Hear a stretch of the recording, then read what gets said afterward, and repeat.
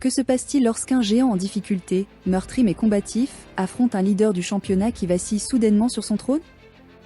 Ce week-end, la Premier League nous offre un choc au sommet monumental. Chelsea, actuellement 8e et sans victoire lors de ses 3 dernières sorties, possède une arme secrète vraiment remarquable. Ils sont invaincus lors de cette dernière confrontation à domicile contre Liverpool, le leader. Pendant ce temps, les Reds, malgré leur première place, viennent de subir 2 défaites consécutives pour la première fois de l'ère Arne Slot. Stamford Bridge continuera-t-il son emprise surprenante sur les Merseyside, ou Liverpool retrouvera-t-il ses marques et creusera-t-il l'écart en tête? Préparez-vous, car cette rencontre promet du spectacle, des rebondissements inattendus et une valeur de pari potentiellement énorme.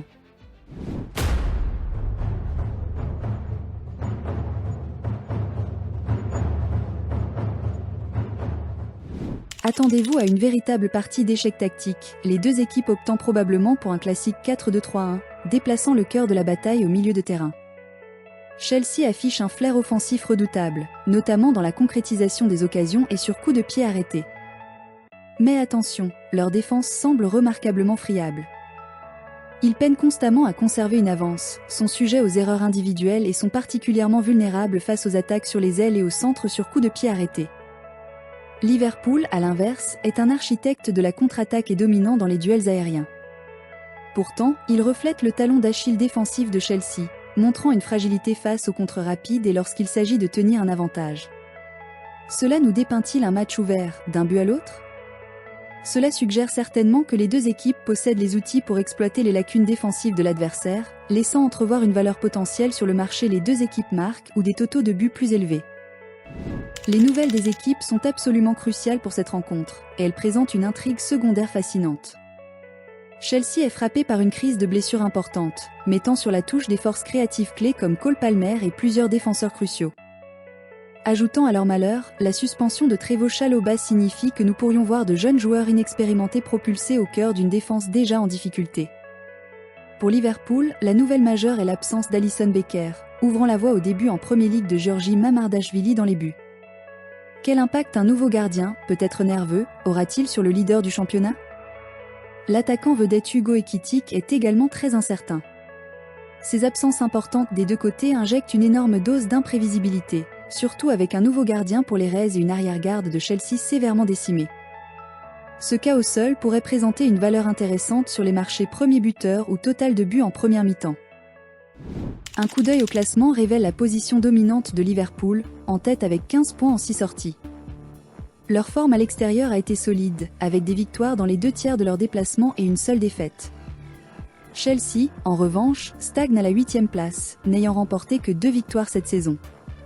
Mais voici une observation cruciale. Malgré leur classement inférieur, Chelsea a une fâcheuse habitude d'encaisser des buts, près de 2 par match.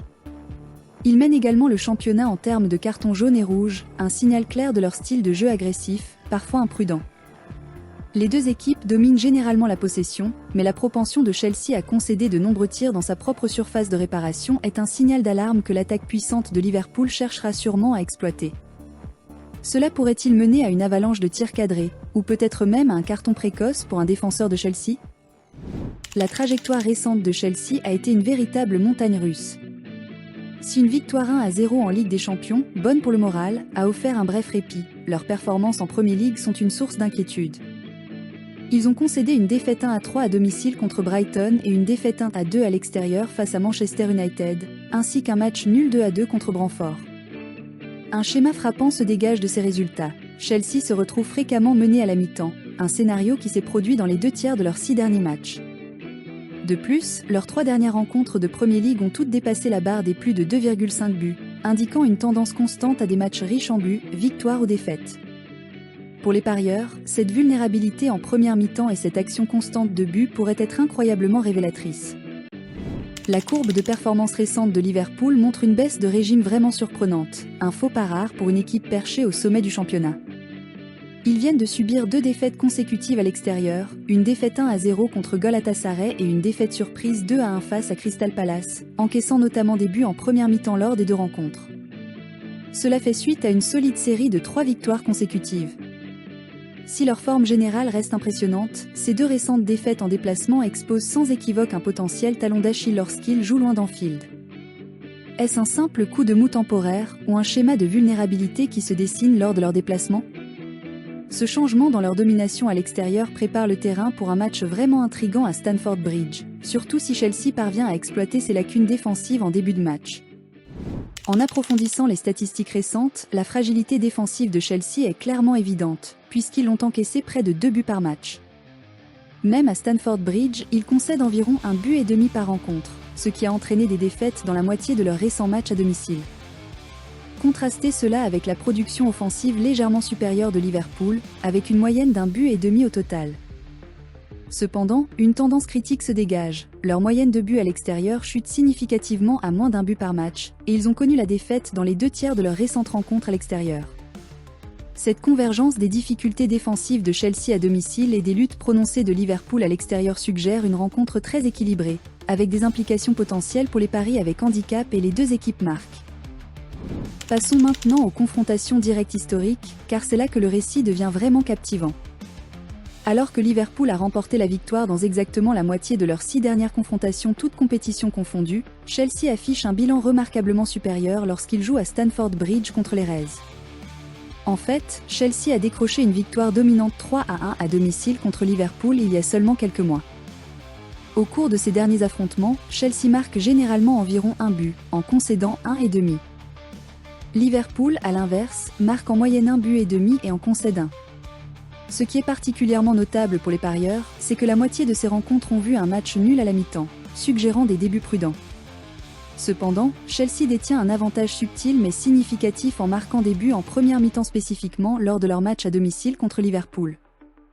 Cette tendance pourrait être un indice précieux pour les marchés de paris sur la première mi-temps. Analysons en détail les buts des confrontations directes en découvrant des schémas fascinants. 2/3 significatifs des buts de Chelsea contre Liverpool ont été marqués lorsqu'ils jouaient à domicile, illustrant clairement leur prouesse offensive à Stamford Bridge. Ils montrent également une tendance à concéder moins de buts lors de ces affrontements à domicile. Liverpool affiche une tendance similaire, marquant les 2/3 de leurs buts contre Chelsea lorsqu'ils jouent dans leur propre stade. Maintenant, pour une observation clé, en première mi-temps de ces matchs directs, Chelsea a marqué ses 2 buts de première mi-temps exclusivement à domicile.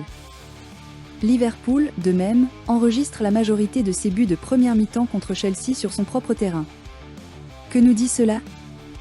Cela suggère que les deux équipes sont considérablement plus efficaces offensivement dans les 45 premières minutes lorsqu'elles ont l'avantage du terrain, faisant des marchés de buts en première mi-temps un domaine intrigant à explorer.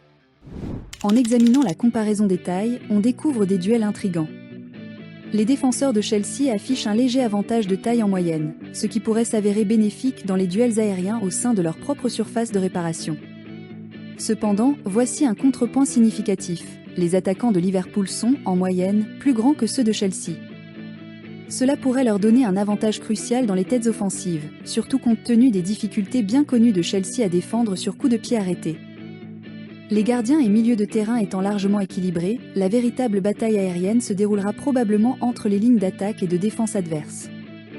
Cela pourrait-il être un facteur clé pour les paris premier but de la tête, ou même pour les résultats potentiels sur corner étant donné la vulnérabilité de Chelsea? L'examen des profils d'âge révèle un contraste saisissant. Chelsea aligne une équipe nettement plus jeune sur presque toutes les positions de champ. Leurs défenseurs ont en moyenne 24 ans, leurs attaquants un jeune 21 ans, et leur milieu de terrain 22 ans. Liverpool, en contraste frappant, présente une équipe bien plus expérimentée, avec des défenseurs de 27 ans en moyenne et des attaquants de 25 ans. Leur gardien, à 33 ans, est significativement plus expérimenté que celui de Chelsea. Comment cette dynamique jeunesse contre expérience pourrait-elle se dérouler? L'exubérance juvénile de Chelsea pourrait-elle se traduire par des niveaux d'énergie plus élevés, ou la sagesse des vétérans de Liverpool s'avérer cruciale dans les moments critiques et de haute pression? Cette différence pourrait subtilement influencer l'endurance en fin de match ou même la prise de décision cruciale, offrant un angle unique pour les paris en direct. En nous concentrant sur les notes individuelles des joueurs, un thème constant se dégage. Liverpool détient généralement un avantage qualitatif perceptible, bien que léger, sur pratiquement toutes les positions. Leurs défenseurs, attaquants, gardiens et milieux de terrain affichent tous des notes moyennes marginalement plus élevées que leurs homologues de Chelsea. Ce schéma suggère que, sur le papier, l'équipe de Liverpool opère constamment à un niveau de performance individuelle légèrement supérieur. Bien que les notes des joueurs ne soient jamais un indicateur définitif d'un seul match, cet avantage généralisé pourrait être un facteur silencieux, contribuant à la solide position de Liverpool au classement et à leur capacité à créer des moments décisifs, même dans les matchs les plus serrés. Pour ceux qui s'intéressent au pari sur la performance individuelle des joueurs, cette tendance générale mérite certainement d'être notée. Maintenant, mettons en lumière les potentiels acteurs clés. Pour Chelsea, Enzo Fernandez se distingue comme leur principale menace de but, un véritable moteur offensif. João Pedro est un passeur décisif important, mais il a aussi tendance à commettre un nombre élevé de fautes, ce qui est à noter. Tosin Tadarabioyo est une présence imposante, une force redoutable dans les duels aériens pour leur défense. Du côté de Liverpool, Virgil van Dijk reste une puissance aérienne, un atout majeur aux deux extrémités du terrain. Mohamed Salah et Cody Gakpo sont les principaux fournisseurs de passes décisives des Reds, bien que Gakpo, comme Pedro, commettent également un bon nombre de fautes. Rappelons que Hugo Ekitike, le meilleur buteur de Liverpool, est très incertain pour cette rencontre. Ses duels individuels et ses traits de joueur unique pourraient absolument dicter le cours du match et offrir des options intrigantes pour les paris spécifiques aux joueurs comme les fautes commises ou les tirs cadrés. Inversement, identifier les maillons faibles potentiels est tout aussi crucial. Pour Chelsea, Marc Cucurella et Reece James sont constamment sujets aux sanctions disciplinaires, récoltant des cartons. Cucurella et Enzo Fernandez sont également fréquemment dépassés par les dribbleurs, créant des couloirs clairs pour les attaques adverses. Du côté de Liverpool, Connor Bradley a une propension notable aux fautes et accumule les cartons jaunes. Dominique Szoboszlai peut de même être exploité par des dribbleurs habiles, et Cody Gakpo, malgré ses prouesses offensives, est souvent signalé hors jeu. Étant donné que les deux équipes comptent plusieurs joueurs constamment sujets aux fautes et aux cartons, un arbitre très sollicité est presque une certitude. Cela suggère fortement d'explorer des marchés comme total de cartons au-dessus d'une certaine ligne ou même les paris sur les cartons individuels des joueurs, en particulier dans le milieu de terrain et les zones latérales. Décortiquons le timing crucial des buts, car cela peut offrir d'immenses aperçus pour les paris. Les deux équipes affichent une vulnérabilité précoce inquiétante, concédant des buts dans les 20 premières minutes de leur match. Chelsea trouve généralement son rythme de but entre la 50e et la 60e minute, puis à nouveau dans les 10 dernières minutes du temps réglementaire. Cependant, une tendance particulièrement préoccupante pour les Blues est d'avoir concédé 3 buts après la 90e minute cette saison. Liverpool, à l'inverse, est un maître de la poussée tardive, marquant la majorité de ses buts dans les 10 dernières minutes, et de manière impressionnante, encore plus fréquemment après la 90e minute. Que nous dit cela ? Préparez-vous à un match qui pourrait exploser en seconde mi-temps, avec des buts tardifs et dramatiques étant non seulement possibles, mais hautement probables. Ce schéma crie total de buts en seconde mi-temps ou buts après X minutes sur les marchés. Enfin, parlons du total de buts, un marché que de nombreux parieurs surveillent attentivement. Les statistiques ici pointent avec emphase vers une rencontre expansive et riche en buts. Chelsea a vu plus de 2,5 buts dans un significatif 2/3 de ses matchs cette saison. Liverpool reflète cette tendance presque exactement, avec plus de 2,5 buts figurant également dans les 2/3 de leurs matchs. Ce schéma remarquablement cohérent pour les deux équipes, combiné à leur fragilité défensive documentée et au penchant de Liverpool pour les exploits tardifs, crée une indication puissante. Nous nous dirigeons très probablement vers un match où le tableau d'affichage sera animé, rendant les marchés plus de 2,5 buts ou même plus de 3,5 buts exceptionnellement prometteurs.